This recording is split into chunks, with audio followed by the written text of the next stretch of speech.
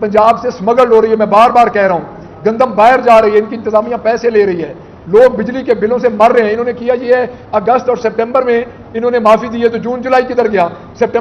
15 सितंबर के बाद तो वैसे ही मौसम ठीक हो जाता है। देखें, filer, non filer, protected, non protected, इन चक्रों में ये पड़े हुए हैं ये। और उनके जो वाले साहब ने अगले दिन तकरीर की, मियां नवाज शरीफ साहब, अभी वो उस चक्कर से ही नहीं निकल रहे कि मुझे क्यों निकाला, क्यों नहीं निकाला, क्यों निकाला, किस वजह से, वो अभी उधर ही फंसे हुए हैं।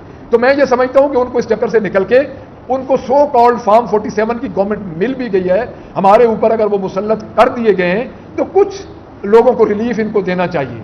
मैं दोबारा इनको ये कहूंगा कि आप लोग ये जो एक नई अफवाह फैला रहे हैं कि 9 मई जैसा दोबारा इवेंट हो जाएगा, कि ये 22 वाला जलसा होगा।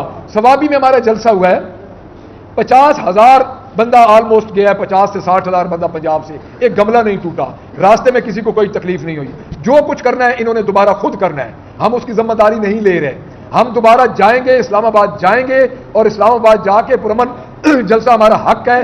हमारी पंजाब की जितनी तंजीमें हैं, हमारे पंजाब के MPAs हैं, MNAs हैं, स्टेक होल्डर्स हैं, वो भरपूर तरीके से जलसे में हिस्सा लेंगे। तो मैं ये समझता हूं कि इनको ये समझना चाहिए और अवाम की तरफ तवज्जो देनी चाहिए। अवाम भूख से मर रही है, आप लोगों ने महंगाई से अवाम का बुरा हाल कर दिया है। हमारा जो 22 का जलसा है वो महंगाई के खिलाफ भी है, इमरान खान की रिहाई के लिए भी है, और इसके बाद हमारा नेक्स्ट जो जलसा इंशाअल्लाह ताला होगा वो हम लाहौर में करेंगे। जो हमारा बेसिक, हमारा जो उसका मकसद होगा वो महंगाई और इमरान खान की रिहाई होगी।